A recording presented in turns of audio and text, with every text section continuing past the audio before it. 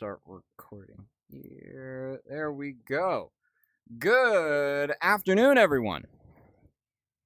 Hi, I hope everyone is having a good day so far. It is about 12 in the afternoon for me, so we're about halfway through the day. I hope everyone's doing good. Hello, welcome in. Hello, number one Rob Zombie fan. How are you?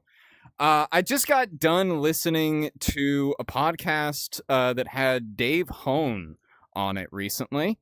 Forgive me for not remembering the name of the podcast. Ignore that. But it was a 3-hour-long podcast all about dinosaur behavior and T-Rex and stuff like that. It was really cool. I really like it. I recommend you check it out. But yeah. Hello, welcome in. Apple for Teach. Thank you, Ken. Hello.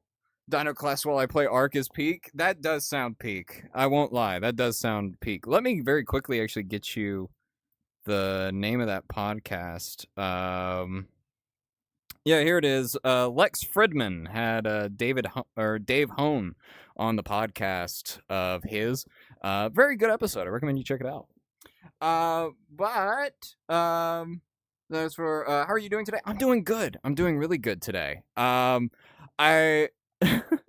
I've been really obsessed with this model right here, this model of T-Rex, because it's just so good looking, and I really do like it. It's got the sparse feathering that I always show off. The sounds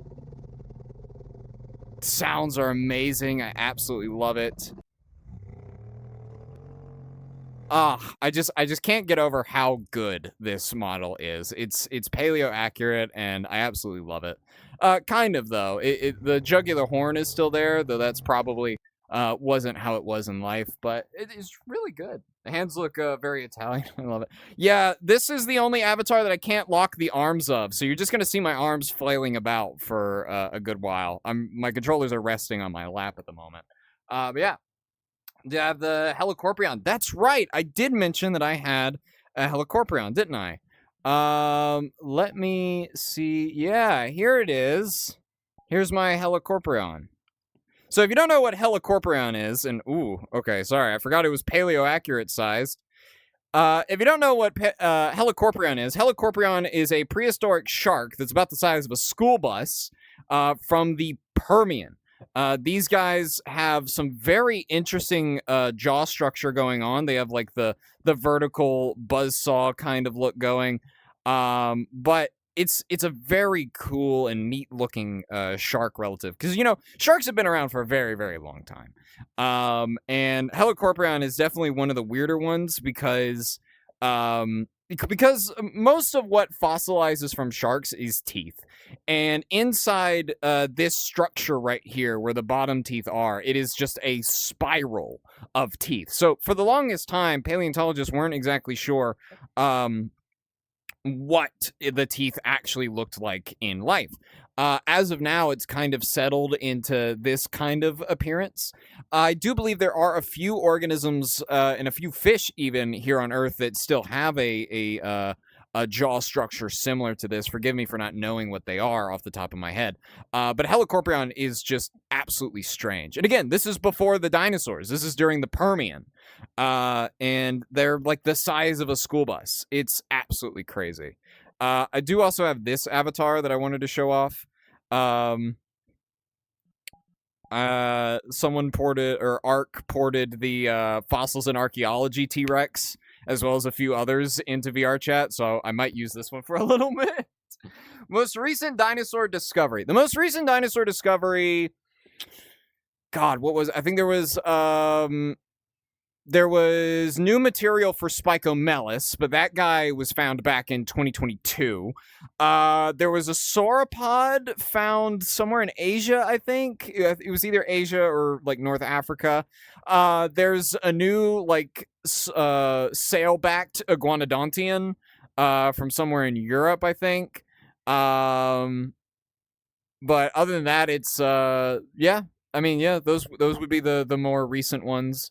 What was another one? I feel like there's like a big one that I'm missing here, and I'm if I am, then oh yeah, there was a new croc relative found. It was obviously like crocodilians as we understand them, true crocodilians. They show up in the late Cretaceous, so they haven't been around as long as a lot of people think they are. It's the crocodiliforms in general that have been around the longest, and this guy was a crocodiliform. Now, technically, of course, because of how phylogenetics works, all crocodilians are crocodiliforms. Crocodilians, as we understand them, are just a subsect of those guys. So just to clarify that, because I did have a few people questioning me about that a few weeks ago. So yeah, it's really cool. I have a Dinotherium or mammal skins. I have a woolly mammoth and like a Smilodon, I think. I did see someone asking about Eutyrannus. Eutyrannus is a really neat tyrannosauroid from the early Cretaceous of Asia, specifically China. They are not true Tyrannosauridae family members, but they are Tyrannosauroids, which is the superfamily. They belong to the family of Proceratosauridae.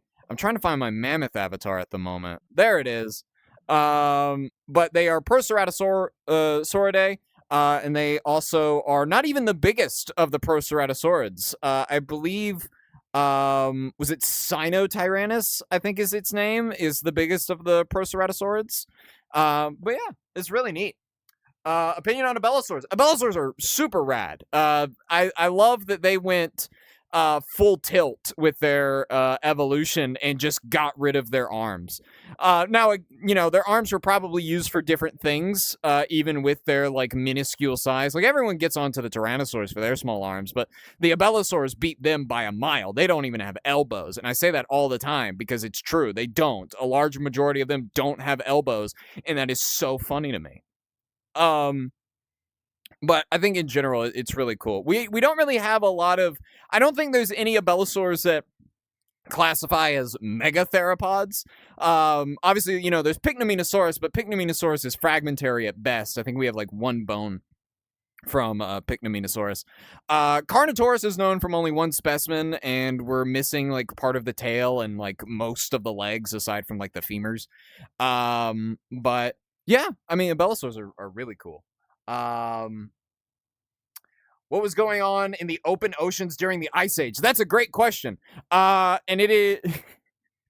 and the answer is it's largely whales.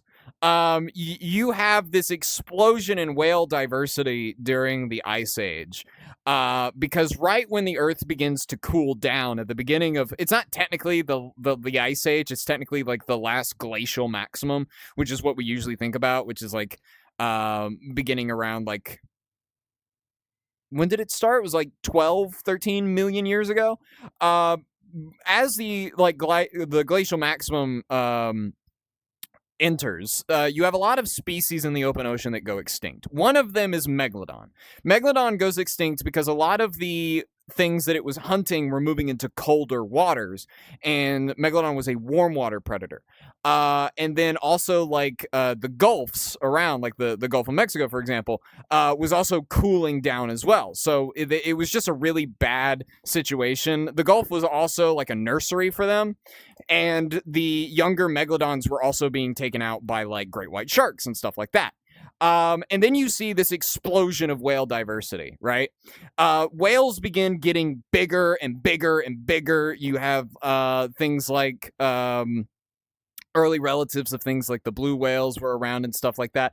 And I always love saying this because people will come to me and they're like, oh, I think Megalodon's still alive out there. Firstly, that is a warm water, surface-dwelling predator. It also hugs the coast a lot. If Megalodon was around, believe me, we would have undisputable evidence of it. Secondly, whales would not look the way whales do.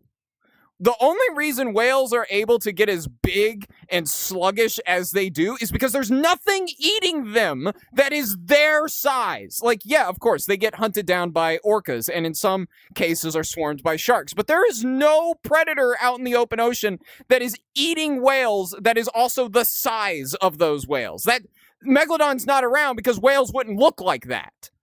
Anyway, how do I pronounce Carcharodontosaurus? Carcharodontosaurus, of course, is the, you can pronounce it Carcharodontosaurus. It's actually named after the great white shark, or the white shark. The scientific genus name for the white shark is Carcharodon, and it means sharp tooth.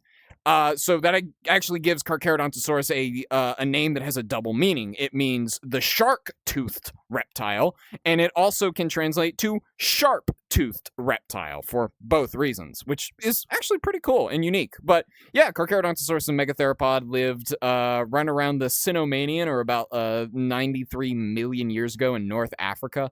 It is a huge megatheropod. It is up there with the biggest megatheropods we have ever found. Absolutely crazy animal. But yeah. I'm not going to talk about the elephant in the room. But yeah. Who wins, Giga or Spino? Well, I mean, Carcharodontosaurus and Giga are close cousins, right? And Carcharodontosaurus actually lived with Spinosaurus. We don't have a lot of evidence either way of Spinosaurus and Carcharodontosaurus fighting. I think there might be some rumored things indicating that, but it's very important to note that Carcharodontosaurus and Spinosaurus, using that as like a stand-in for Giga, would not have fought often. There is something called niche partitioning, which means these are predators, yes, but they are hunting different things. Spinosaurus is going to stick to like river deltas or just rivers in general, eat these large fish like Onchopristes, which is like the famous one that we found Spinosaur teeth lodged inside of.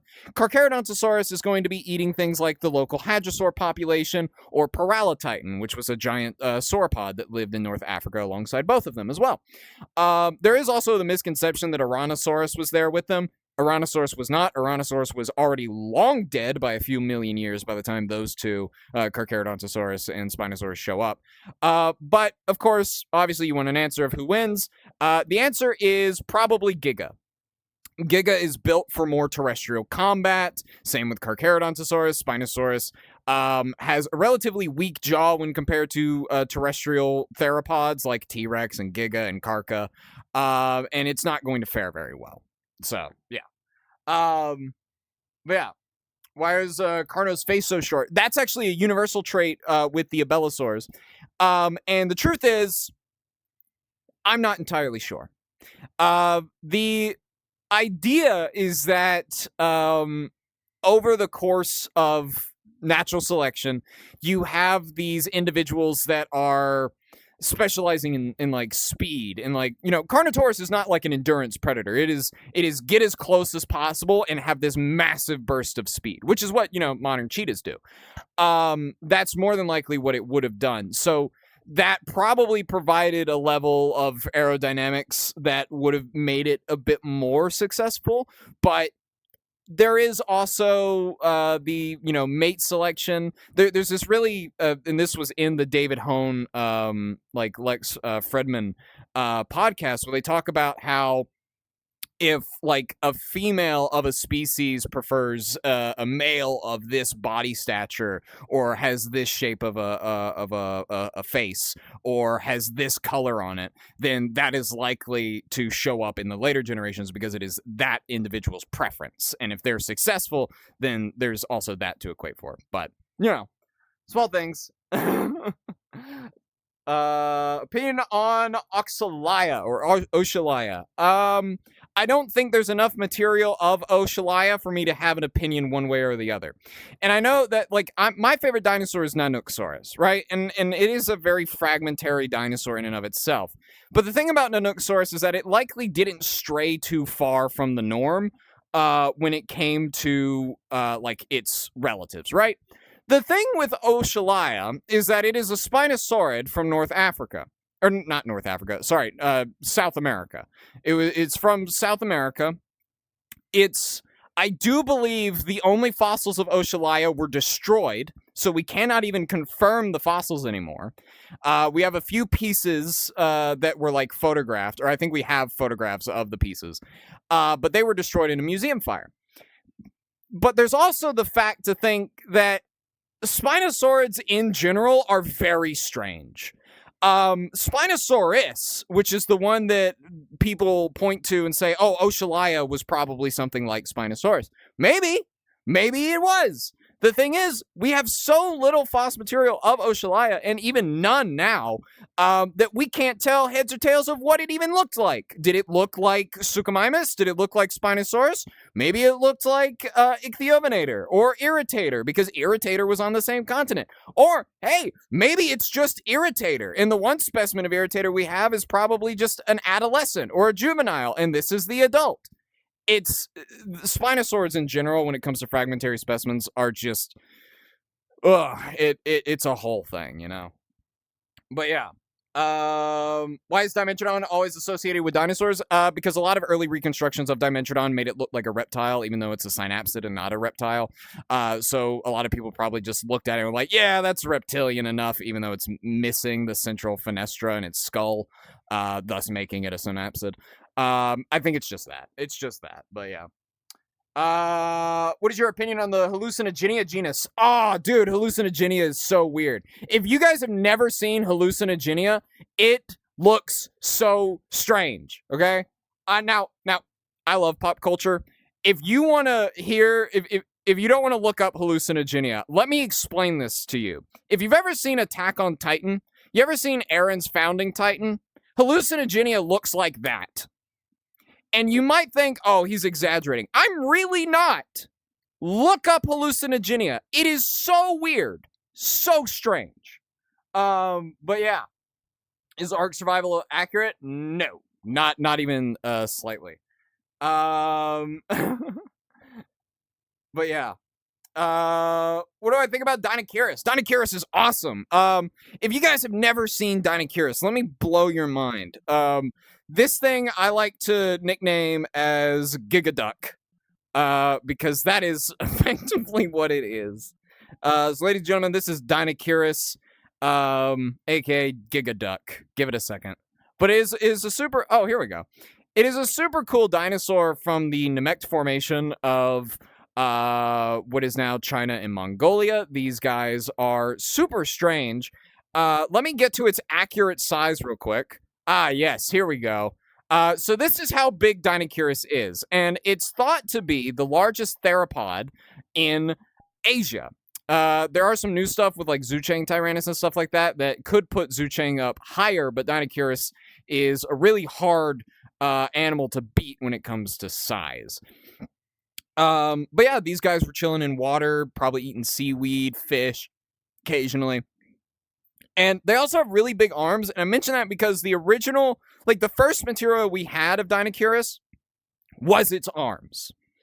And like, just look how, let me go back to accurate size. Look how big the arms are. And just look at those massive claws. I can't imagine what the first people to find Dinosaurus were thinking. They must have thought, oh my god, we have found a super predator. Like, this was a massive apex super predator. And then they found its skull, and they're like, oh my god, it's a duck.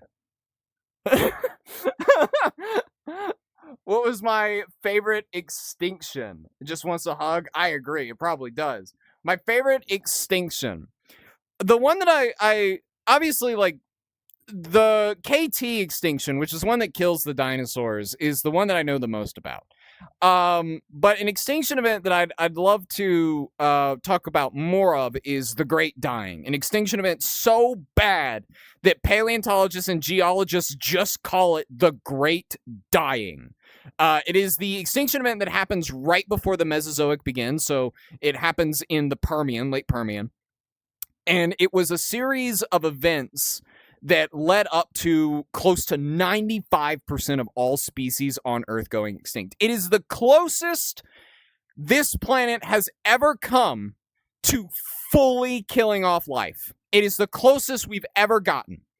It was so much worse than the KT extinction event too. But essentially, it was a series of volcanic eruptions that transpired over the course of several million years and culminated into a basically super extinction that killed off most life. However, some animals did survive. That we have a cousin named Lystrosaurus. It is a synapsid. We know that it survived into the Triassic. Unfortunately, only the smaller species of Lystrosaurus made it into the Triassic. You have your early Archosaurs showing up, your early dinosaur forms somewhere in the mid to late Triassic, and then you end up with Coelophysis and all that. The Permian extinction, the Great Dying, set the groundwork for dinosaurs' dominion over Earth. And then the next extinction event, the Triassic-Jurassic extinction event, because this never gets any coverage. There's an extinction event that happens between the Triassic and the Jurassic. That one killed off most of the weird crocodiliforms that were getting like... Go look up Rausuchians or in like early Pseudosuchians. They were like trying to do dinosaurs before dinosaurs. But the Triassic-Jurassic basically kills off most of them, and that leaves almost every niche on the planet up to the dinosaurs. And it's just an explosion of dinosaur diversity. And it's super rad. But yeah. What would the Mutodon look like in real life? I'm so glad you asked, because it does exist in real life. Just not actually like that. There is an animal called Yiqi, Y-I-Q-I, Yiqi. That is its genus and species name. Yiqi is a bird-like dinosaur from the Jurassic of China that, instead of feathered wings, actually developed winged membranes, much like a bat. So I tend to call it the bat bird because, well, it is. You know, it just doesn't have a beak, you know? It's still got like the bony jaw and like the toothy mouth as well. So it's not exactly like bird, but is very bird-like. So, but the thing is that it is not the size of the Mutodon in Rebirth. It is like about as tall as a cat, maybe, like your average house cat when standing up, probably smaller than that. But otherwise a really fascinating dinosaur. But yeah. Spicomelis. I did mention Spicomelis a second ago, because it had some new material found. And dude, look up Spicomelis. What a rad dinosaur. It is so strange because it is an ankylosaurid, right? And it has a collar of spikes. Literally, there is a spike collar around its neck, and the spikes are like several feet tall. We don't have the club tail, unfortunately, of it. We don't even know if it had a club tail. But it's also really big. Now, why is that weird? Because ankylosaurs in general also got pretty big. So this one being, about the size of... it's a quadruped, so it's not going to be like as tall, but it would probably come up to your chest where its head would normally be held. But why is that weird? Well, it's weird because all the big ankylosaurs are from the Cretaceous. Specifically, the very big ones, or the largest of them, are in the late Cretaceous with like Ankylosaurus and stuff like that. Spicomelis is from the mid-Jurassic. That thing had no reason being as big as it was. And also as armored as it was. It was way ahead of the rest of the family. It is such an outlier. And it is so strange. But that just goes to show you there's probably entire lineages of dinosaurs we're yet to discover. And our ideas of when certain dinosaurs arose and developed and when families branched off of other families, that can completely change. But, this is a scientific field. So, it's completely based on changing our beliefs when introduced with new evidence, and that is awesome. But yeah, Zumodontochirus, yes. I did see someone, what's the most dangerous period in Earth's history? Oh, that's a question. Probably the Carboniferous. The Carboniferous is what everyone thinks about when they think about high oxygen content, the large insects. If you play Ark, you're familiar with a few of these insects from that time. One of them is Arthropleura. And I'm going to break a lot of people's hearts here. Arthropleura is not a carnivore. You see, we didn't actually have the skull, or I guess the head, because it's an invertebrate. It has an exoskeleton, so it's not really a skull. But we didn't have the head of Arthropleura. And for those of you who don't know, it's like a centipede the size of a car. We didn't have the head for a while, so, there were some people who was like, oh, it's probably like a big carnivore. Turns out they were grazers. They were eating ferns. It's basically a giant bug cow. Probably oversimplifying it, but the Carboniferous would be really bad because there's so much oxygen in the air that you'd survive for maybe a few seconds, you'd pass out, and you'd never wake up again. Most dangerous because of wildlife would probably be the Jurassic. Late Jurassic, North America, specifically Morrison Formation. There are a lot of carnivores in that formation because the herbivores in that formation are huge. There's also a lot of herbivores. Like, there's a ton of sauropods. Sauropods aren't friendly, by the way, and you do have to worry about the herbivores. A herbivore will murk you far before a carnivore gets the chance to. Carnivores will not risk injury, and they are very suspicious of things because if they get injured, they can't eat because they have to actually hunt their prey. Herbivores will just do it because you moved funny. They're like, that's weird. I'm going to make sure it stops moving. That's effectively what a herbivore is going to think of you. So, yeah. Gojirosaurus. Gojirosaurus is really cool. I forget exactly what it is. I want to say it's... I think it was, Neotheropoda? Give me 1 second. Gojirosaurus. I'm gonna make sure I'm not... Gojirosaurus. It is medium-sized carnivorous theropod from the late Triassic. Okay. It's not telling me what it is. Oh, it's a coelophysid! Oh, that's rad! Coelophysis is cool in and of itself, but wow. Or it is a proposed coelophysid, is what I'm seeing. Interesting. Yeah, it's... what do they call it? A coelophysidae. Interesting. That's very interesting. About 400 pounds, too. Interesting. Love that. Does every ankylosaur have a clubbed tail? No, not technically. So, when you look at a family, the ankylosaurs are very strange because they're named after the ankylosaurus, obviously. But there are different groups of them, like the nodosaurs. The nodosaurs, characteristically, do not have club tails. They have massive spikes on their shoulders. Good examples of that is Boreapelta, Sauropelta. What was the was it Gastonia that lived with Utah Raptor? Yeah, those guys. Those guys don't have club tails, but they have these big spikes on their shoulders. Unfortunately, I don't have a Nodosaurid avatar. I do have an ankylosaur avatar that I haven't used in a long time. But then again, like, quadrupedal dinosaurs are really hard to use because I just kind of morph into the desk. Like, here, I'm going to become one with my desk really quickly. There we go. Hi, how you doing? Ankylosaurus in general is very cool, though. But yeah, who would win, me or fully grown Triceratops? So,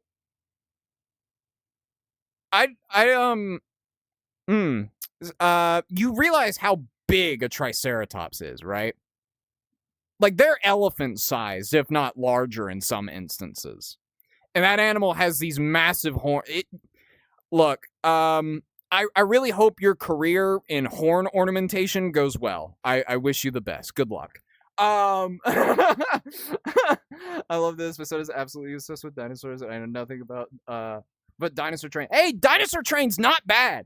I'll go ahead and give my seal of approval to Dinosaur Train. Now, admittedly, as I mentioned before, science is an ever-changing field. We change our beliefs based off of new evidence and stuff like that. So it's important to take a lot of like, okay, you watch the early seasons of Dinosaur Train that were airing when I was a kid, because I'm only 21. So some of that information might be wrong, but Dinosaur Train does a commendable effort to make sure that at least when the episodes air, those things are true. And I haven't seen it in a while, but I think they do episodes where they go back and they revise certain ththings. So, hey, Dinosaur Train, great start. Maybe you don't start with the early seasons, though. Maybe start with, the last, I don't know how many seasons of Dinosaur Train there are, but the most recent, 3. We'll go with that. Theropod femur was found in WA Islands. What's your thoughts on its origins? Theropod femur. Well, that could be anything. If it was Washington, that could be Tyrannosaur. If it was large, then it probably was a Tyrannosaur. I'd need to know when it was dated to. That region of the continent's very Cretaceous leaning in terms of its formations. So if that is the case, then it's probably a tyrannosaur of some kind. I again don't know how big it is, don't know where exactly what the time frame is for it, but if it's there and it's decently sized, probably a tyrannosaur. Tyrannosaurs were all over like Western North America for like the longest time. Very dominant family. But yeah. Could Leopleurodon come onto land? Maybe, but I don't think it would be very happy about it. I think Leopleurodon, there was this idea like way back when about like, oh, plesiosaurs and ichthyosaurs could come onto land like seals. I'm like, yeah, but like whales can come onto shore, but they're not going to be happy about it. So it's probably the same thing. It's probably going to end up being a similar thing with whales. Like, yeah, but not going to be a great day for it. But yeah, are you a Tarchia? I am Ankylosaurus from Prehistoric Kingdom. Dinosaurs have cloacas. Yes, they do. Cloacas would have been the main reproductive organ for them. As well as several other important things that go into, digestion and all that. We're not going to get too into that because it's kind of gross stuff. But yeah, they do. A lot of them would have them, if not all of them. But yeah. Oh, man. It's been a while since I've seen one of you. The devil put fake bones that we call dinosaurs to make our faith stumble. Everyone point and laugh at the idiot. Anyway. Do you think some dinosaurs could change color like a chameleon because they're both reptiles? Maybe. Hold on. Let me walk that back a bit. So probably not to that extent. Because a lot of dinosaurs are... chameleons, right? They're squamata. They're a part of the order of squamata. Dinosaurs are a part of the order of archosaur, right? Both of these guys are reptiles, but the last time those two lineages shared an ancestor was like 300 million years ago. I might be off on that number. I apologize if I am. Someone can correct me. But point being, it's been hundreds of millions of years since that they have shared an ancestor. And this has allowed for a lot of really strange specialization. The camouflage of chameleons, I actually don't think it is camouflage. I'm not up to date on what exactly the reason for their color changing is. But the point is, the color changing of chameleons is one of those specialized traits that kind of is unique to it, because you don't see a lot of other lizards that are doing that. Now, could dinosaurs in general change color? Probably yes. Probably not like that, but you would have, for example, my personal opinion on Nanooksaurus is that Nanooksaurus, Alaskan Tyrannosaur, would change, like, maybe not drastically, but it would change shade depending on the season. Like, it would be a darker color in winter, maybe a lighter color in summer. And, like, the environment of Alaska back then was pretty, and, like, the climate was pretty similar to, like, southern Canada. So, like, around Ontario and stuff like that, or, like, southern Ontario near the Great Lakes and all that. So, yeah. But you probably also have, there was the proposed thing where, like, Stegosaurus could flush its plates full of blood and it would, like, turn a very bright red. So, they could change color. Probably not like a chameleon, because those guys are weird and they're also very specialized. But yeah, pretty neat stuff. Yeah. Is Nanotyrannus still real? No. You came to the wrong person. I am number one Nanotyrannus hater. Number one. I made a bet. So there's some people here on TikTok. They're probably in stream, probably not. I don't know. Natural History Museum here on TikTok. I made a bet with them that if their paper coming out about Nanotyrannus proves to me that undeniably Nanotyrannus is a valid taxon, I will deep fry and eat my own boot. Okay? I'm that confident. If they can prove without the shadow of a doubt, I will deep fry and eat my boot. Specifically, like my left boot, because I lost the right boot like a few months ago. So I don't know. I don't think Nanotyrannus is valid though. Is it true that Parasaurolophus could produce sounds using its crest? Yes, indeed it can, and I'll show you how. Because I have a Parasaurolophus. Parasaurolophus is really neat, and there was a lot of really interesting theories and ideas on Parasaurolophus's crest. This is Parasaurolophus. You have probably seen it. The large crest on the top of its head is kind of like a resonating chamber. Okay, let me ask you something. Have you ever been in school or in class and your teacher has like a bottle and they blow over the top of the bottle and it makes a sound, right? Or maybe you did this in the cafeteria. I know that I did. I had like a bottle with me every day and I'd blow over the top of it and it would make like a sound.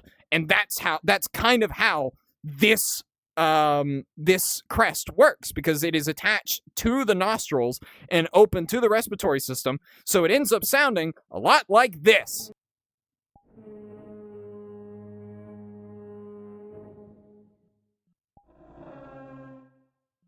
And there you go. So it is very cool. Why dinosaurs are birds. Dinosaurs are not birds. Birds are dinosaurs. It's the turtle tortoise thing, right? Like all tortoises are turtles, but not all turtles are tortoises.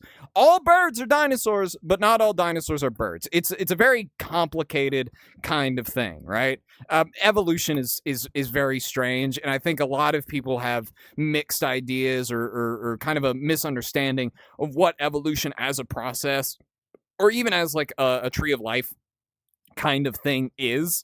There's a lot of like misinterpretations of that. Like, for example, it doesn't work like Pokemon. You don't go Charmander, Charmeleon, Charizard. That's not how that works. You go Charmander, Charmeleon 1 and 2. We'll just use 1 and 2 as different branches. And then you have Charizard 1, 2, 3, 4, right?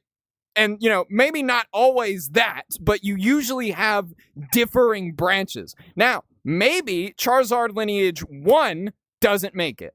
Or Charmeleon lineage 1 doesn't make it. So the only lineage you end up seeing is Charmander, Charmeleon 2, and then Charizard 3 and 4.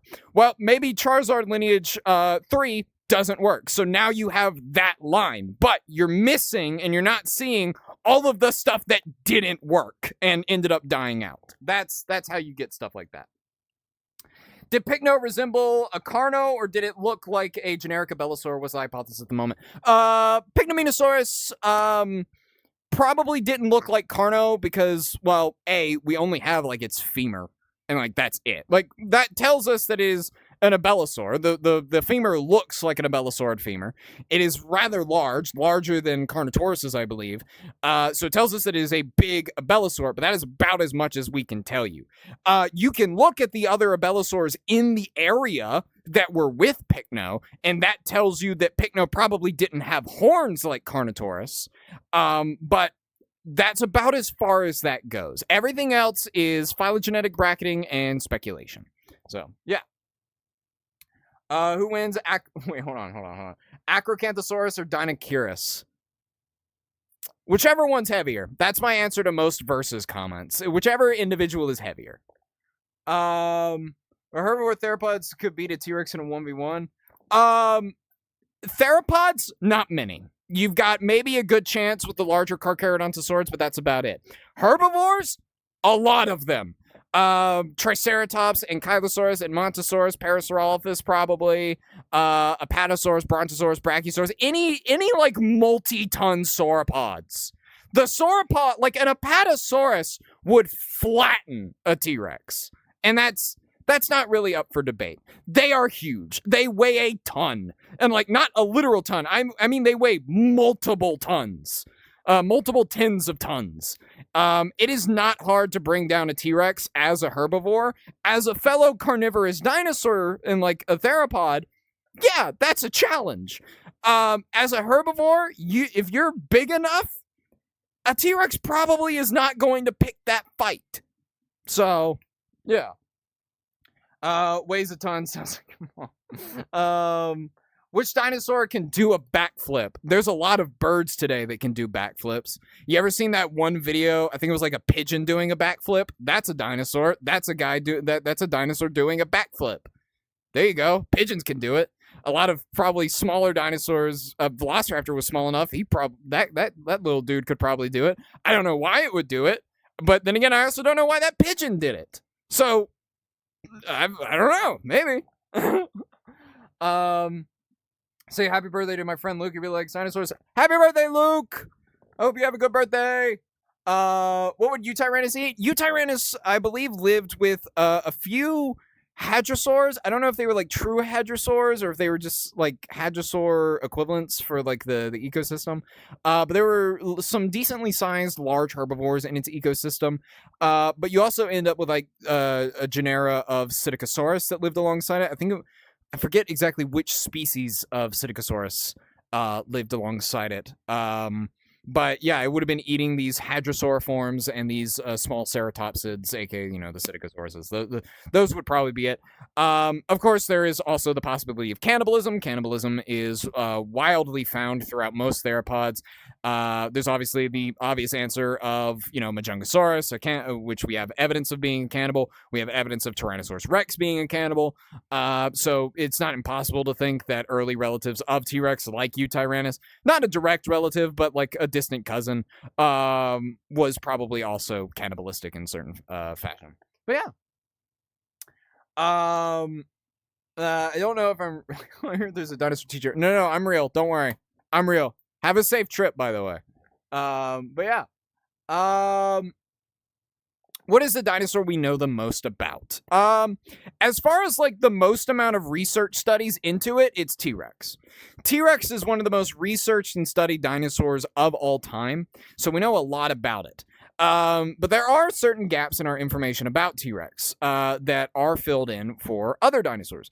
Boreapelta was found with a really well-preserved specimen. It is well enough that we can reconstruct partial colors and the shade of the animal. It was preserved with stomach contents, and the Boreapelta specimen itself is so well preserved. It's held at the Royal Tyrrell Museum, last I checked, and man, it just looks like it is about to, like, it looks like it's sleeping.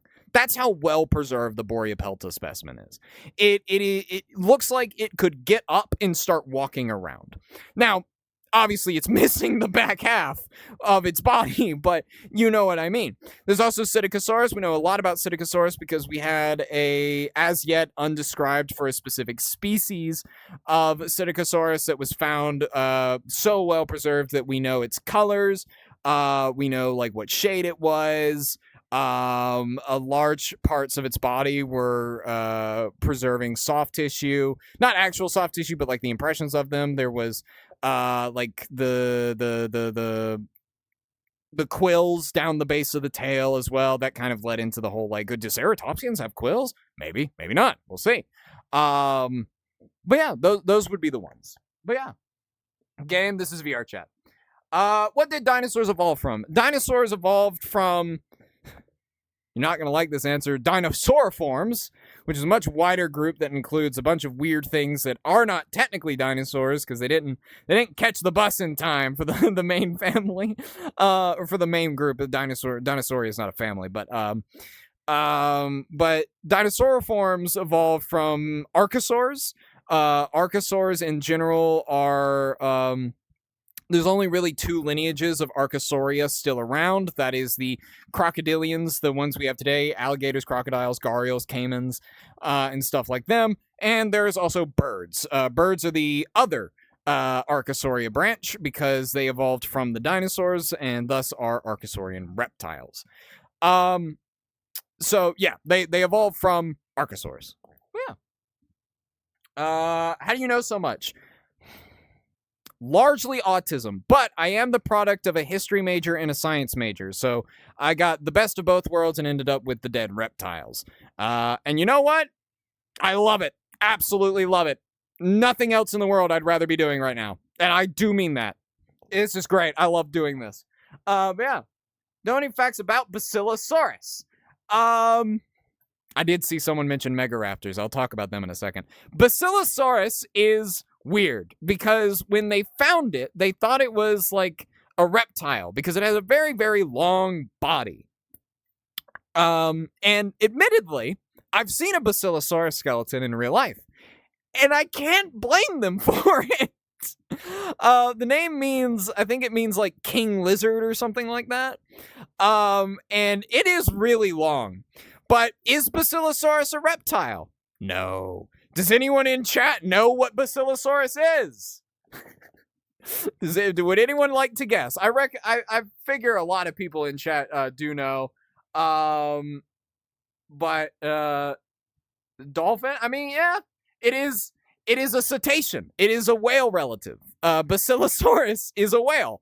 And you know, I'll stick with saying that it is a cetacean because I don't know. I'm not a marine biologist. I don't do whales. I'm really sorry. I don't want to say that it's one thing, but it's actually another.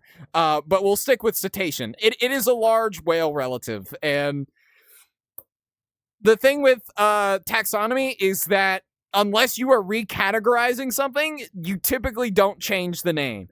And that is a great segue into megaraptors. Because guess what? Megaraptors are not raptors. Not even a little bit. So Megaraptor was found, I think I'm going into the right avatar here.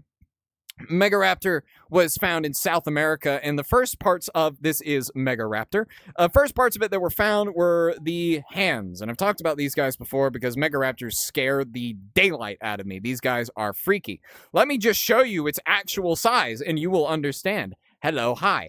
But anyway, so they found the hands first, and something you'll note is that these guys have a very prominent inner finger. That is their index finger. And when the paleontologists who originally found it dug that up, they were like, oh, it's a dromaeosaur foot, or it's like a raptor foot, right? They got the big sickle claw. They kept digging and some of these specimens take years to get out. So they already went ahead and like categorized it. And then they were like, oh, wait, this is its hand. And yeah. Now, Megaraptors are really unique because, one, we can't figure out where they go. We don't really know. There's a lot of debate over, like, where they are placed when it comes to, like, the theropod lineage. Maybe they're basal carcharodontosaurids. Maybe they're basal coelurosaurs. Maybe they're tyrannosauroids. There's a lot of debate over it. But they are very, very unique. But they were also one of the most successful lineages of theropods because after Megaraptor was found, we were finding other Megaraptorids around the world. You have Australovenator in Australia. There's Mipe, Arostaion, a bunch of other ones. And we found that Megaraptors are wildly successful. They go all the way back to like the late Jurassic into the early Cretaceous and into the late Cretaceous. So these guys were around for a hot minute. But yeah, just in general. Also, what's really weird. So typically, and I make mention of this because this is a unique feature of Megaraptors. I'll get a little bit bigger. So something that I will tell people is that dinosaurs can't point their wrists downwards. They can't do this. The traditional like, oh, dinosaurs holding their arms, they can't do that. Their wrists are not built to pronate. If you don't know what pronating is, it's this. It's turning your wrist to face downwards without moving the rest of your arm to do it, right? That's pronating. Like this is pronating. Now, of course, you know, I don't have elbow trackers, so it's gonna look a little strange. Megaraptors can do that, actually. Their wrist, and if I turn off the hands here, you'll see it. Their wrist point downwards. Not completely, obviously, but it is to a higher degree than most other theropods. That is probably because they were using their arms as weapons for a lot of the time, so they needed that flexibility. But yeah. How much did bacteria destroy dinosaur eggs? I'm sure that happened plenty of times. You would have eggs that were fertile, but you know maybe there was a crack, some extra bacteria got into the egg, and it like malformed the embryo, and it would probably lead to probably like halt the development of the embryo, so it probably wouldn't even hatch. So yeah, that's tragically, you know, that probably happened. You know, they were on Earth for 160 million years or so that probably happened more than once. But yeah, aren't you extinct? Don't worry about that. Do you think T-Rex would like chalky milk? You know what's really funny about that? I have an answer for it. And it's no. They are not, so they would not. There was absolutely nothing back then. You might have had a few like early mammals that were producing lactose or milk, but that would have been something that a Tyrannosaurus Rex would not have ever really ingested. So if it had ingested it, it would probably not feel very comfortable. So hey, if you're lactose intolerant, you have more in common with dinosaurs than most other people. So the answer is surprisingly no. Also, chocolate. Probably had never had chocolate before. You mix those two things together, probably not gonna have a great day. But yeah, how did I survive the asteroid? Hey. Don't worry about it. Don't worry about it. Anyway, biggest dinosaur to have hollow bones. Well, most dinosaurs had remarkably hollow bones in comparison to modern mammals, if not all of them. The only dinosaur that I think ever came really close to just not having those is obviously you have modern penguins, which have very dense bones, and same for Spinosaurus. Spinosaurus have very dense bones. There's a lot of debate on why, and I'm not going to get into that at the moment because Spinosaurus is one of those dinosaurs that is like really convoluted and complicated, and we get on like several different tangents for it.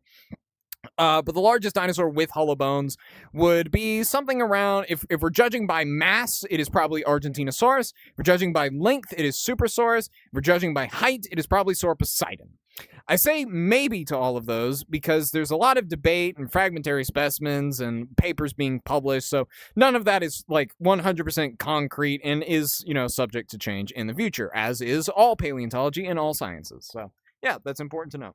Is Troodon still valid? Troodon was actually proposed to have been revalidated. They believe that Troodon and Stenonychosaurus might be the same thing, and if that is the case, they are probably going to keep the name Troodon because it's the older of the two names.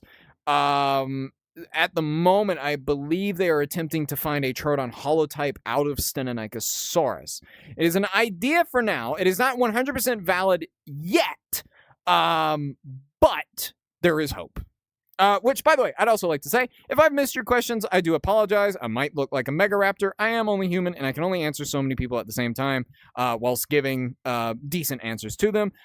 If you would like me to ask or to answer a question, you're free to leave a comment on one of my most recent videos or join the community Discord. We have a whole channel called Lakota Questions where you can ask me anything you want, and I'll get to you as soon as I can. But yeah. Opinion on Eutyrannus? A lot of people have asked me about Eutyrannus today.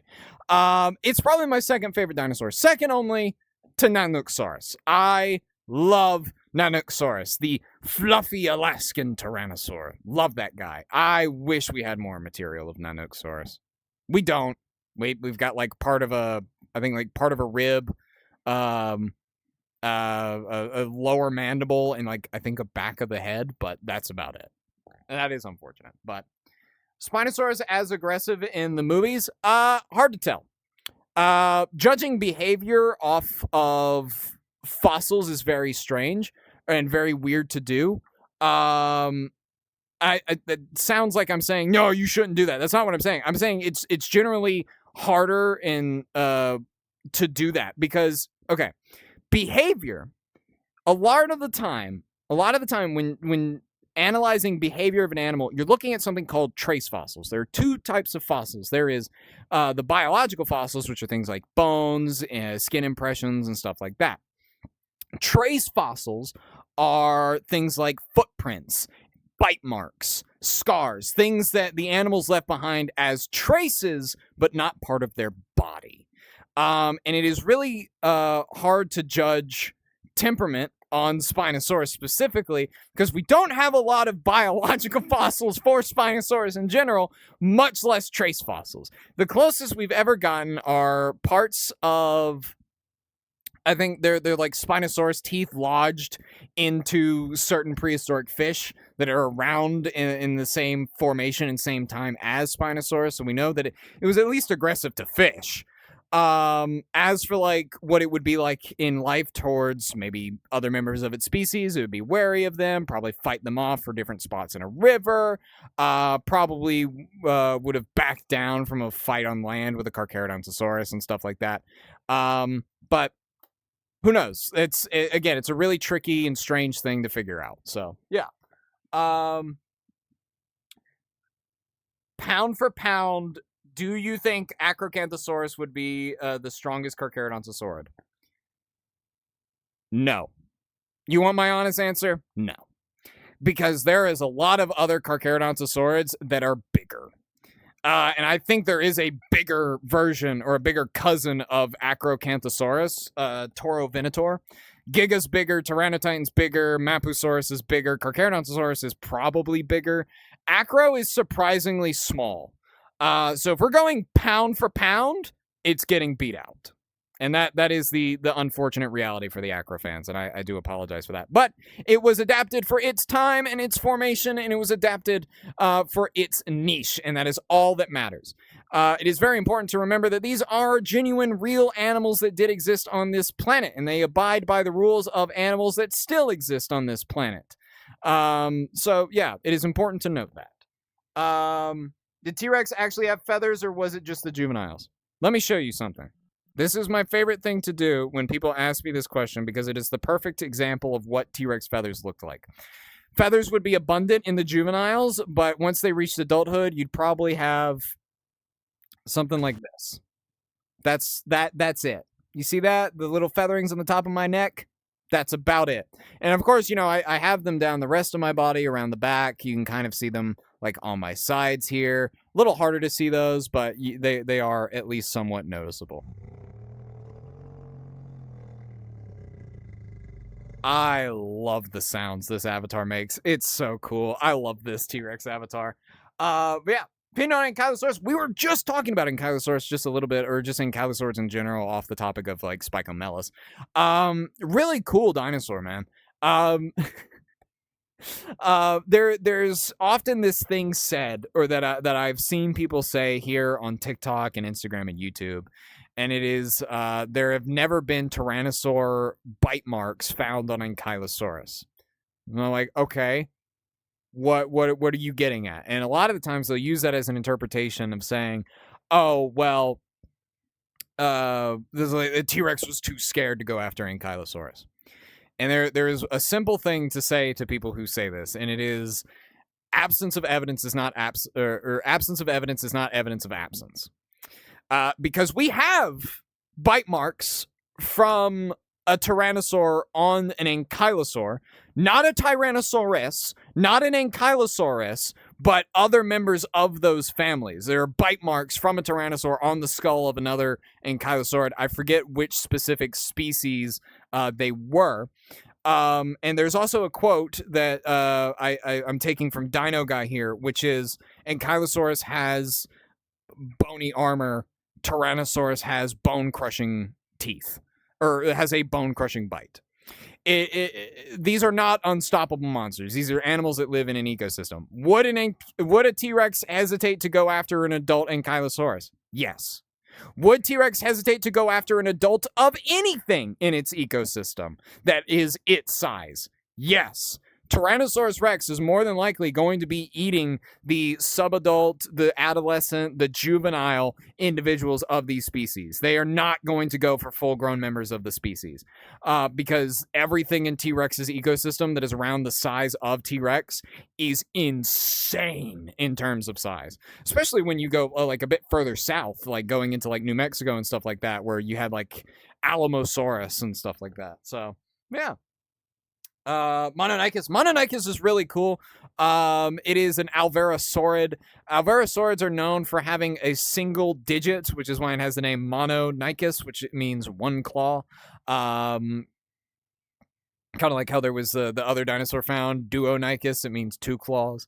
Not related to that guy, but alvarosaurids in general are very neat. I like the prehistoric planet interpretation of Mononychus, which was like it tapped on the wood to get termites. Very interesting idea for Mononychus, and I think I like it. I don't know if there's a whole lot of evidence for that, but it's a really neat speculative idea. I like it. But yeah.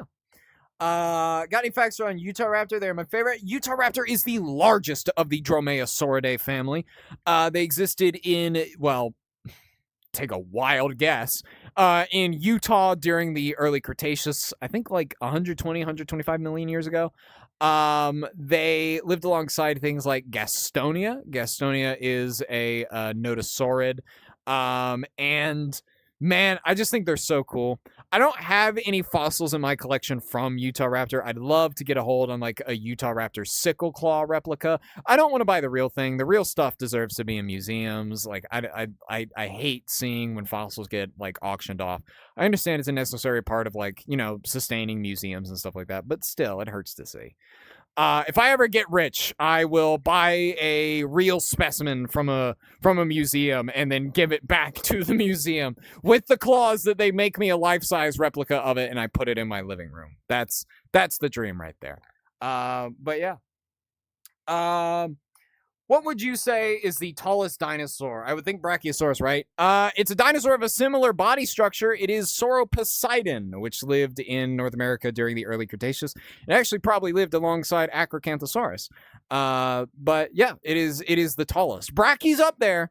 Don't worry, Brachy's up there with one of the tallest and one of the biggest, like in general. But it is, I do believe it is Sauroposeidon. But yeah. Flying dino habitats or habits, I think that says.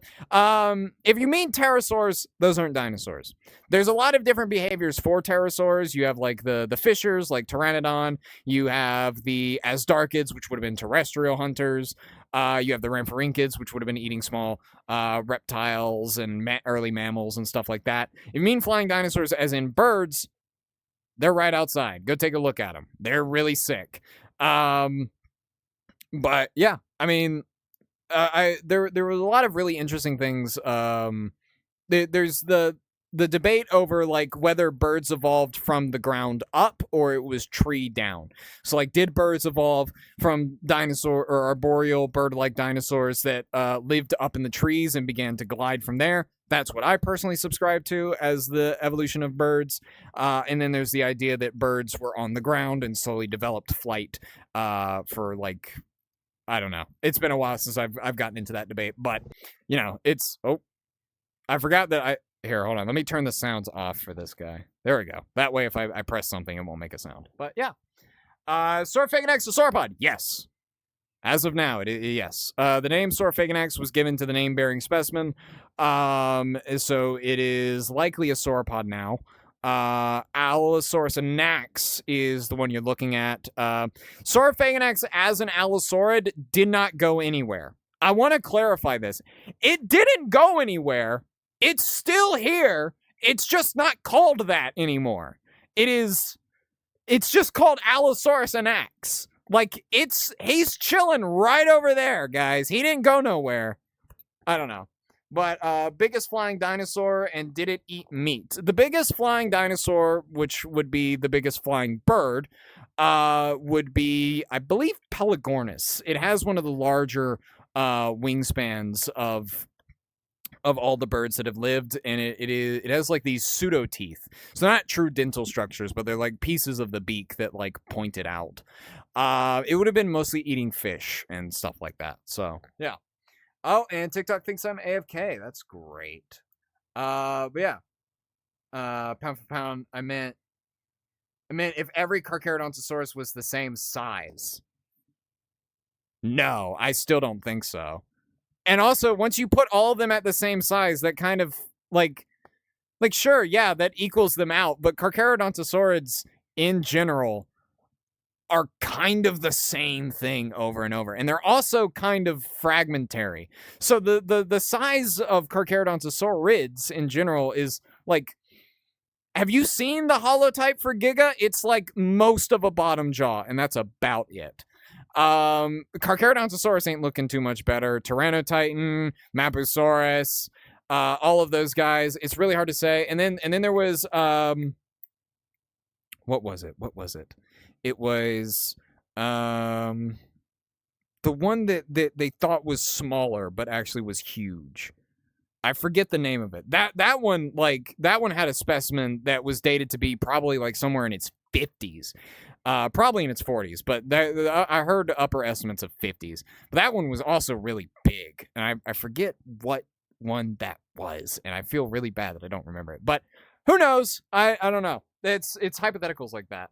I want 8 Psittacosaurus named. Oh, you said that last stream. I remember that. What's the fastest dinosaur like in general? And fastest dinosaur in general from getting from point A to point B is still alive. It is the peregrine falcon. That thing can get up to several tens, if not hundreds of miles per hour. It is the peregrine falcon. It is still alive today. You can go look up videos of it. Actually, I do recommend you go look up videos of the peregrine falcon hunting. That thing is insane because when you watch videos of it hunting, it swoops down and you see like its prey just fall over. Like they just fall over. And like you don't even see the bird. You don't even see the peregrine falcon. The peregrine falcon shows up a few seconds later, lands next to its prey, and begins eating. It's crazy. Look up that animal. It's insane. What was the largest bird from the dinosaur era? Oh, hard to say. I don't actually know. But if I had to bet, I would probably say something like that one bird of prey from the Hell Creek Formation. There was a bird of prey that was found that was in the Hell Creek Formation, so like around where T-Rex was, that was pretty big. Now, as far as birds go in the Mesozoic, they don't really get very large, or at least we haven't really found a whole lot of large ones. And I think the larger ones that we have found are, like, you could debate if they were technically birds or not. Like, Archaeopteryx is one. Archaeopteryx was pretty big, about the size of, like, a large parrot. But, you know, nothing giant. You know, all the giant birds showed up in the Cenozoic with things like Argentavis, Pelagornis, and then like we get out of like we get into the flightless birds. We're looking at the Phosphoracidae, the moas, the elephant birds, the ratites. Ratites in general are just weird, but yeah. What makes a pterosaur different from dinosaurs? I get maybe the flying part, but aren't birds dinosaurs? It's not the flying part. It has to do with hip structure. So dinosaurs are weird because there is a hole in dinosaur hips. Let me actually see if I have a dinosaur skeleton that I could show this onto you. That one has, I can't clear the blood off of that one, so I'm probably not going to do that. That'll get me flagged. It has to do with hip structure. Dinosaurs have very specifically shaped and structured hips, and the one dead giveaway that you can look at and see is that dinosaurs have a hole in their hip, where if you were standing like this, right, where you're looking at the side profile of a T-Rex, right, and it was just a skeleton, there is a hole that you could look through and see the other side of the T-Rex. Pterosaurs do not have that. Pterosaurs do not have the dinosaur hip structure, meaning they are not dinosaurs. Now, pterosaurs and dinosaurs are very closely related. In fact, pterosaurs are more related to dinosaurs than dinosaurs are to crocs, but they are distant cousins. And to kind of drive this point home, dinosaurs and pterosaurs are so closely related that we believe that the genes that were responsible for feathers originated in their common ancestor. Because pterosaurs and dinosaurs both have feathers. So their last common ancestor probably was the one that originated with feathers, or at least the genes required to make feathers of a thing. So that's why. Opinion on Tyrannotitan? Very cool. Tyrannotitan's a sick Carcharodontosaurid from northern South America. Would have lived around the beginning of the late Cretaceous, around the Cenomanian. I think it might have been a bit before that, honestly, but the Cenomanian is also pretty large in terms of like other things. I don't know, what was that? Are snakes evolved dinosaurs? No. Snakes are lizards. Snakes evolved in the lizard family. I would also like to preface there is a difference between snakes and legless lizards. No, they are not the same thing. Snakes do not have eyelids. Legless lizards do. Legless lizards are just an example of convergent evolution where they're like, hey, the legless thing worked out for them. Let's go and try that over here. But snakes themselves are lizards. They are liposaurs. I think that's how it's said. And a part of Squamata. So, yeah. Which dinosaur was the most chill? I don't know, because herbivores would be wildly aggressive and on edge the whole time. Carnivores would, maybe they're docile and when their bellies are full, but they're going to get hungry and are probably going to eat the closest thing. Because, there's this whole idea that, we were too small for a T-Rex to see us as prey. I don't think you realize that a T-Rex probably wouldn't care. A T-Rex, if it's hungry, is going to eat anything it can find. Same reason that lions will eat meerkats and prairie dogs. They will eat those because, hey, if you're just standing there and you don't seem to care that the lion's there, hey, guess what? That lion's going to eat you, and so will that T-Rex. So yeah. What was the largest creature to live during the Permian? Oh, God, I don't know. I know very little about other time periods. The Mesozoic is what I specialize in. But I reckon to say that it would have been,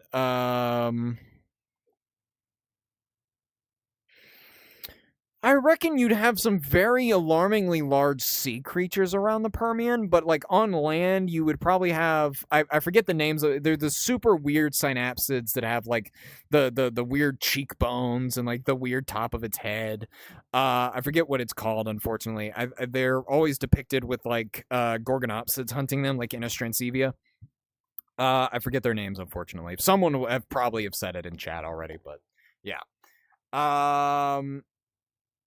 Dino Nuggies equals dinosaur because chicken is T-Rex. No, chicken is not T-Rex. Chicken is dinosaur. Chicken is a different lineage. But, okay, think about it like this. All birds are dinosaurs, meaning all birds are equally closely related to T-Rex. There you go. That's how you think about it. They did not descend from T-Rex. And it's very important to note that birds didn't just show up when the dinosaurs died off. It wasn't like, oh, the meteor impacted. Let's compress into small birds that eat seeds so that we can manage to survive this. It's not that at all. Birds were around for 100 million years before the extinction event happened. They show up in the Middle Jurassic. They were already here. They were just the ones that survived. And a large majority of the birds didn't survive. It was the toothless birds that survived. Yeah. Would we last if the dinosaurs came back? Yes.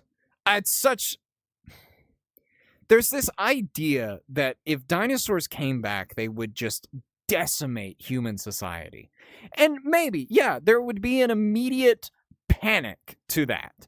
There would be the T-Rex ate this guy I knew down the street, or there were some raptors that broke into this guy's house and all that. Maybe there would be initial panic.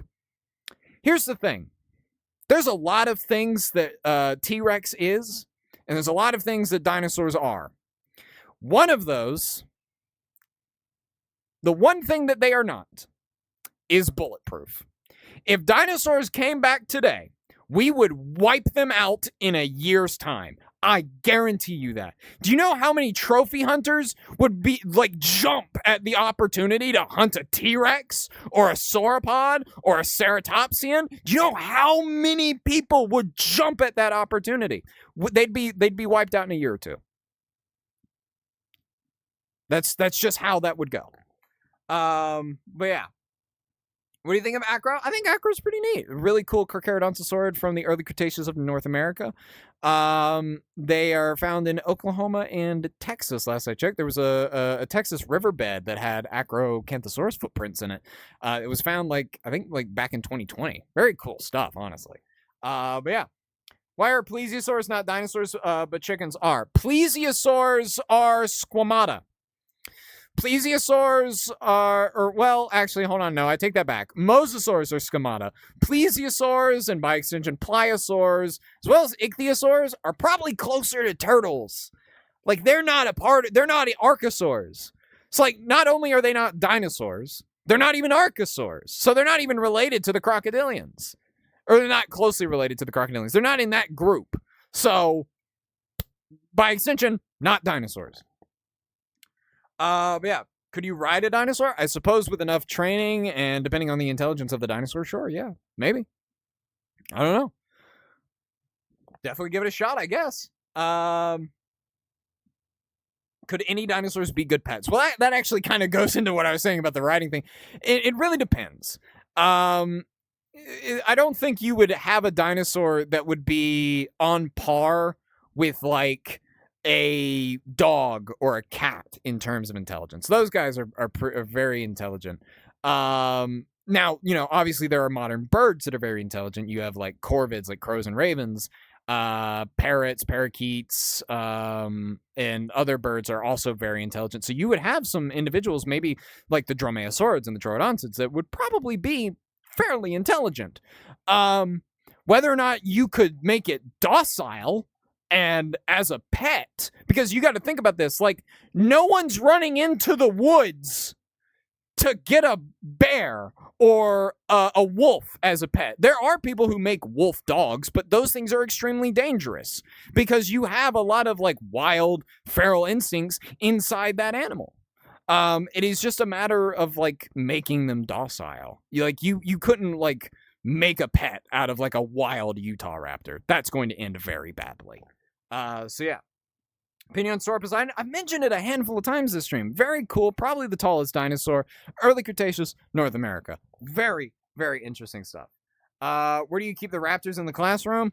They're currently out of the class at the moment. I mean, if you've been around long enough to know about those raptors, then, you know, they're in another classroom at the moment. They're like in the class across the hall. I can't bring them in. They're doing a lecture about the evolution of feathering. So yeah. Opinion on mosasaurs, they're very cool. Mosasaurs are awesome. They're a super cool lineage of reptiles from the late Cretaceous. They get really big in the late Cretaceous. They are not dinosaurs because they are lizards. They are very closely related to the Vernidae lizards, which are things like the Komodo dragon, and monitor lizards, and what the animal that was previously known as Megalania but was reclassified as Varanus priscus, I believe. But yeah, they're basically just giant lizards. They are the largest lizards to ever exist. Which, you know, that kind of happens when you go into the water and suddenly your the buoyancy is fighting gravity and you can get really, really big. That's also why whales can't do very well on land, because they're out there all the time and they're very buoyant and they're always floating. So that means it mitigates the effect that gravity has on their body. So the second they come ashore, like their skeletal system like cracks under their own weight, and like their body begins to like get crushed because they don't have that buoyancy anymore. But mosasaurs in general, super cool. My favorite personally is Tylosaurus. A unique thing about mosasaurs is they have 4 sets of teeth. They have the one on the top of their mouth, one on the bottom of their mouth, and they have 2 rows in the back of their throat. Or like right near the opening of their throat, in the back of their mouth, sorry. But yeah, very cool animals. I have a mosasaur tooth sitting up here on the shelf, I think. But yeah. Are there any subterrestrial dinosaurs? I suppose if you count burrowing birds, then yes. I think there was a dinosaur recently described that was probably burrowing as well. I do not, unfortunately, remember its name, but I do know that was a discovery that happened. So, I mean, if you count burrows, then yeah, but you're not going to find like a T-Rex in a cave. So, did raptors have feathers? Yes, almost all of them did. I say almost because there's, room for error and stuff like that. But yeah, raptors, aka The dromaeosaurids did almost all of them had feathers. The only one that I'm not confident on is probably like the larger ones, like a Kilobator and like Utah Raptor. Those two probably had less feathering because they're, obviously they're warm blooded and they would have been in semi-warm climates, so maybe that would have been a bit counterproductive. Maybe their feathering was a bit thinner, or maybe they lacked a bit of it. So they probably would have still had feathers. It just would have been a little more sparse and underdeveloped as far as dromaeosaurid feathers go. But yeah. Man, opinion on Megaraptor and Ken are just South American dinosaurs. We talked about Megaraptors, and I talked about how freaky they are. I hate how big their arms are, man. They're able to like pronate their wrists and stuff too, which is very unique for theropods. But man, Megaraptors are just like my personal nightmare. I like if anyone in here is making a like analog horror series or like a horror novel or writing a story and it involves dinosaurs, dude, make Megaraptors a part of it. They are terrifying. Go listen to the Mipe calls in Path of Titans. Horrifying.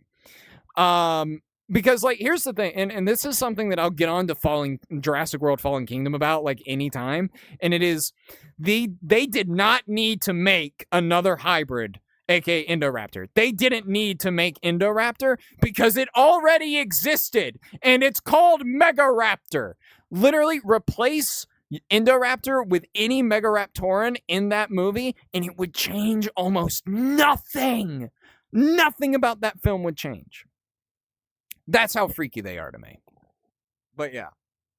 In a Daeodon fact, a lot of depictions of Daeodon depicted as like a pig, whilst they're actually more closely related to hippos.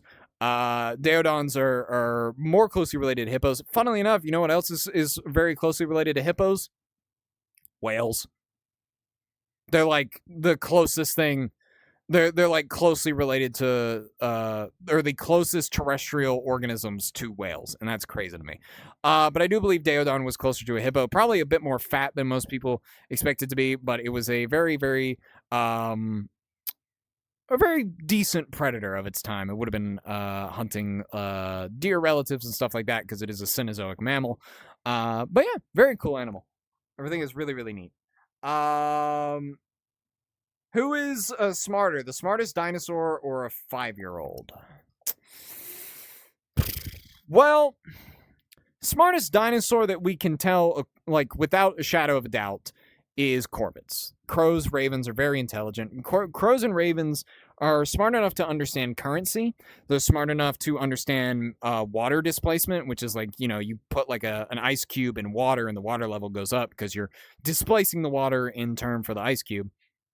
They're able to solve puzzles and all that, which, I suppose is on par with like what a 5-year-old should be capable of. So I'll say they're about at even. We'll say that. I know that like things like T-Rex have been shown to have been about as intelligent as a crocodile, which, crocodiles are more intelligent than people think they are, but, they're not like, like solving equations and stuff like that. So, my face tracking is broken for speaking. Oh, no, I don't have face tracking. I just don't, this avatar doesn't have lip sync. That's all it is.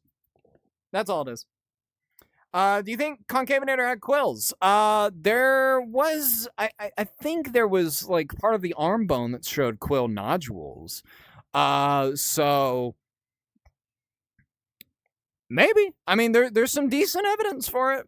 I would not be surprised. Plus, the quilled subspecies in Path of Titans is my favorite. Or I guess it is technically species and not subspecies. But the quilled species for Concavinator is my favorite one to use. So, yeah, I'll say that I'm a fan of it, yeah. Any cool facts about Brachiosaurus? Yes, the name Brachiosaurus means arm lizard, which, not a lizard, but it does have very big arms.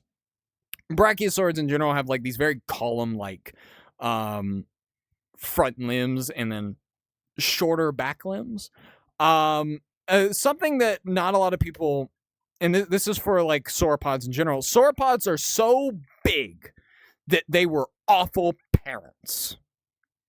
That sounds weird, but let me explain. So what I mean by that is that the baby brachiosaurs. Okay, think about a brachiosaurus egg. A brachiosaurus egg would have been almost a perfect sphere and about the size of a basketball or a beach ball. The baby that comes out of that egg, that hatchling, is smaller than you. It is smaller than an adult human on average, right? Now, they could be tall. Again, they've got the really tall necks, but maybe come up to your shoulder if we're talking about the big sauropods. That is a huge size difference with the adults, right? So the babies don't actually join the adult herds. And the adults actually just, they do the sea turtle method. They lay the eggs and then they just go away. They go somewhere else and they wait for the eggs to hatch, and then the babies will form their own little herds. They'll hide out in like forest and like browsing and grazing areas, and they will not join the adult herds until much later into their by the time they reach their subadult size and all of that stuff. But yeah, it's, I mean, I guess technically I can't say it's bad parenting because it works, but like in comparison to the parenting style that we as humans have, yeah, probably not the best. But yeah. Yeah. What were raptors like, savage or not? Probably would have been pretty savage when they needed to be, but you know, this also like, I don't think any animal you ever look at and go, oh, that thing's a savage. Like hyenas, for example. I don't think hyenas are savages. I think they have moments where they are savage, but then they also have moments where they care for each other. Like, look at lion prides. Like, their hunts are gruesome. But then they, you know, they're providing for their families, and they're feeding the cubs and the young and all that stuff. So it's probably a mixture of the two. Again, these are real animals that existed on this planet, and they are not monsters. That is the most important takeaway that you can have from this class. But yeah. Is it paleontology you're into, or anything like zoology or just extinct animals in general? I love paleontology. I also love zoology. I will admit, and this is really funny because of where I am in life now, I failed Zoology 1 in high school. I blame that on the complex taxonomical brackets of bacteria and worms. And I have gripes. I have an axe to grind. And it was so tragic because Zoology 2, the first semester of Zoology 2, they started talking about dinosaurs, and I was like, yes! And then I don't know. But yeah. Thoughts on hybrids? If you mean like Jurassic hybrids, I think they're kind of silly. Admittedly, because nothing about those animals would like Indominus Rex, Indoraptor, Scorpius Rex, all of those guys are going to live horrible, miserable lives, especially Scorpius Rex. I always mention the teeth. There's some weird mixed up anatomy with their arms. It's just, they're not gonna have a great quality of life. Like, if they made Indominus Rex in the real world, I guarantee you, I would be on the side of like animal rights activists who are like, you have made an animal that is so filled to the brim with so many different animal genomes that you have made it susceptible to almost every single disease possible. Its teeth are constantly falling out, and it can't replace its teeth fast enough because you gave it crocodile teeth and not theropod teeth like it's supposed to have. It's a whole thing. But what are you gonna do? Thylacoleo facts. Thylacoleo is a really interesting marsupial from Australia. There we go. That's what I'm thinking of. They are marsupials. They are not cats. And they are very, very big. Probably not as big as you think they are from something like Ark Survival Evolved. They're about, I mean, like, if they reared up completely on their hind limbs, maybe they'd be about 6 feet tall. But, like, on the ground, they'd be about 2 feet tall at best, if not less. But in general, these guys would have been hunting like kangaroos, Also, you had like the large Procoptodon, which is a kangaroo relative, and stuff like that. But very cool animal in general. It would have been. I don't remember exactly when it lived, unfortunately, but I do know it was sometime in the later Cenozoic of Australia. So yeah. Yes, thank you, Not a Raptor. I appreciate it. Love the Rex model. I do too. It's awesome. This thing is so cool. I love it. Have I seen the new Jurassic Rebirth movie? I have. I don't think it's as bad as people say it is, but I also don't think it's great. I think it's a very meh, you know? Like, I had my gripes about it. I have things about it that I like, but it's like very eh. It has its moments, both good and bad. So I'll leave it at that.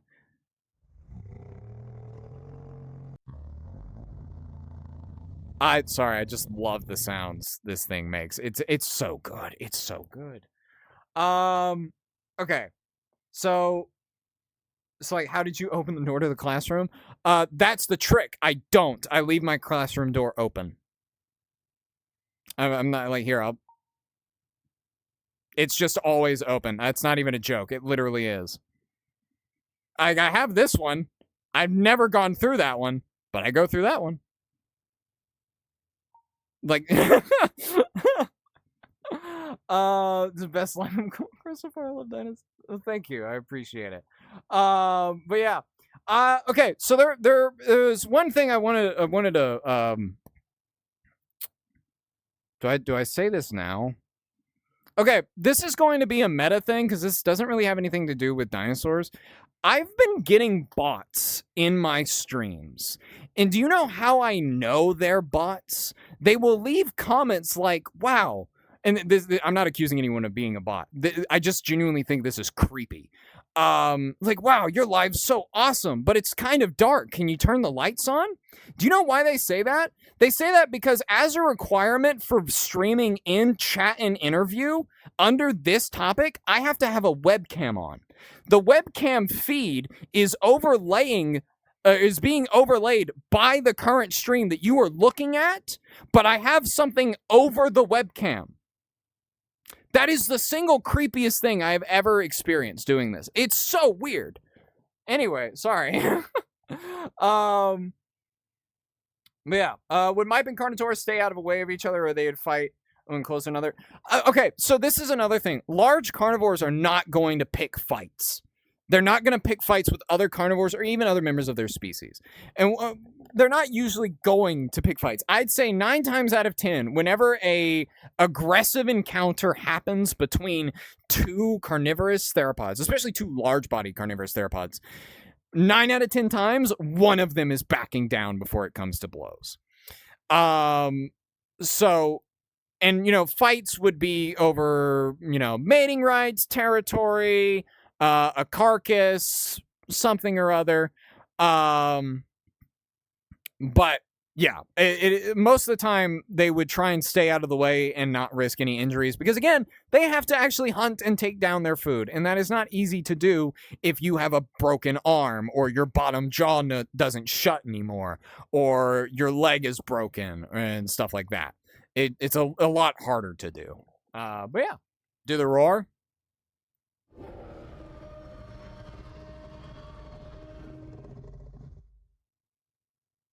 There you go. What's something we don't yet know about dinosaurs? Ooh, man, something we don't yet know. I mean, there's technically a lot, but like when you really come down to think about it, you don't know what you don't know until you know it.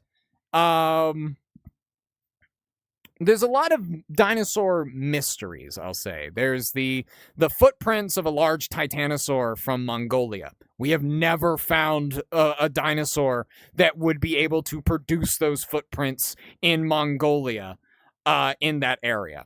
So there's just a giant titanosaur that lived in Mongolia that we have not found the fossils of yet. There's that one. That one's traditionally just called the Mongolian titanosaur. There's the mystery of the sauropod hiatus in North America. There is Obviously, Spicomelis's club tail, if it even had a club tail, that's a relatively new one. Obviously, there's dinosaurs that are very fragmentary and stuff like that, that we just don't have other fossils from, and that is disappointing. What's another big one? A big one that was pointed out by David Hone in that podcast I mentioned earlier in the stream, with Lex Fridman. I recommend you check out that podcast. It's like 3.5 hours long. Very good podcast. Great information out of that. But there's the like Dave Hone made the observation that here today on like islands, right, like New Zealand and other isolated islands across the world, you have very weird looking animals. Like some of the strangest animals you have ever seen on Earth exist isolated on islands, and some of the strangest dinosaurs in the world are the dinosaurs of Hatseg Island, which was an island chain in the Mediterranean during the late Cretaceous. Such weird animals. I would love to find another formation that represents an island in the Mesozoic. I'd love to see what that would produce. But do I like jellyfish? Yes, I do. Okay, so I am going to have to end stream here. We have been going for an hour and a half, so that is our longer than usual. But I do have to end it here because if we go for too much longer, I fear for the memory of my PC, because this is being recorded on OBS so that it goes up on YouTube afterwards. So go check out my YouTube at Lakota406 over on YouTube. The stream VOD will be up within the hour after it is complete. But I would like to say, if you have asked a question and I have missed it, again, I do apologize. I am only human. I know I look like a T-Rex. And I can't answer everybody's question. There's hundreds of you in here, and there's only so much time. But if you would like an answer from me, you can go to one of my most recent TikToks, or you can join the community Discord, link in bio, and ask me a question in there. We have a whole channel dedicated to asking me questions. It is the Lakota Questions channel at the bottom of the text channel. But yeah, you can leave a comment on my most recent videos, and I'll get to you as soon as I can. With all that being said and done, I would like to thank everyone who liked, commented, shared, and followed. You guys are awesome, and these streams are absolutely nothing without you guys, because, this is kind of a Q&A kind of setup, so, it all comes down to you guys to ask the right questions. And a very special thank you to everyone who gifted. You guys are awesome. I love y'all. Your support is just absolutely astounding to me. Thank you so very much. I do apologize for not reading out names and stuff like that, as I do like to keep the ball rolling and stuff like that, so I don't want to lose like trains of thoughts and stuff like that. But all that being said and done, I hope you guys have a great rest of y'all's day. We'll be doing another Dino Class, I can definitely confirm, for next Saturday around 12 p.m. Central, so around noon Central Time. It'll be either around there or a bit later. So I will hopefully see you all there. If you join the Discord, you can also get updated as to when I go live. So make sure to join the community Discord. Well, that's done. You guys have a great rest of y'all's day, and I will catch you all later. Thank you so very much for watching, and yeah, have a good one. Bye-bye!